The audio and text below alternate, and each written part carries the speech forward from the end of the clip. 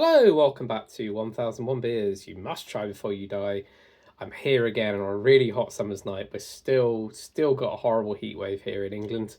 But I've got a blonde beer to have a go at. Hopefully it will refresh me and it will cool me down. I've had it chilling for at least 24 hours. We are going to France, first brewed 2003, 6.5%, and it is Vivat Blonde, which I have here. Which is Vivat apparently means cheers in the local dialect of the part of France it's from.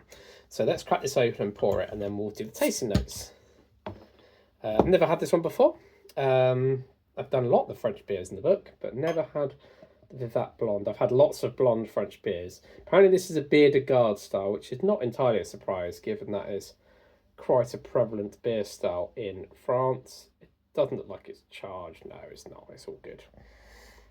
All good in there. So, tasting notes from the book. As blonde as the name suggests, this has a peppery, herbal, citrusy swirl of notes on the nose with a citrusy, bittersweet palate that develops into a firm, cracker-like dryness. That sounds very blondie, yes.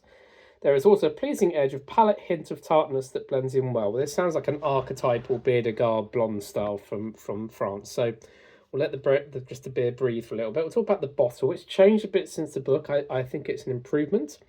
It's very bold in its typeface, and it's got this kind of like, I'm sure there's a name for this kind of like swirliness, which looks like it's like might be on could be on like a gate or something.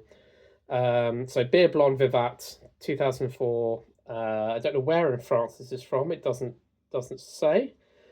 But let's go for the smell. It definitely smells like a blonde beer, but doesn't smell like any. There is a pepperiness, almost a slight honey edge to it. I'm intrigued. So let's go for the taste. I believe in French it's also so Vivat, but also Salut.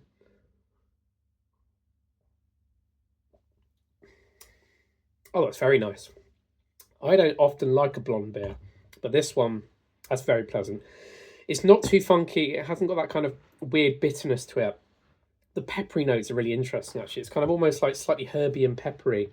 It's very refreshing. It's really nice indeed. So it says a citrusy, bittersweet palate. Yeah, it is. It is very citrusy and sort of peppery. It says it goes out and goes very dry. I wouldn't say it's super dry, actually. I'd say it's just really nice and refreshing. Perfect for a hot summer's night. It's not overly hoppy or sweet or malty. It's just an all-round good beer is what I can taste of it.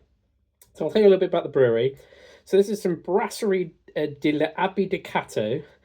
It started brewing in 2003 in a former Benedictine abbey where beer had been brewing for the 18th century right through to 1926. It's on the edge of the French town of Le Cateau Cambrésis. I don't know where that is. Don't think it says, no. The northern French town, so it's in North France somewhere. The building was used as a warehouse and became a historical monument in 2000. And then the beer enthusiast Jean-Luc Boutez came along, he bought the place and returned it to its former brewing splendour. 3 years later, they started brewing, and they started doing the range of Vivat beers, Vivat being a version of Cheers. And they also have a cosy restaurant and bar. Well, actually, it sounds like I'd quite like to go here, actually. And you can taste the beers in their unfiltered form. So they do a blonde, a rich and spicy triple, and a seasonal spring beer. Probably there may be more since then.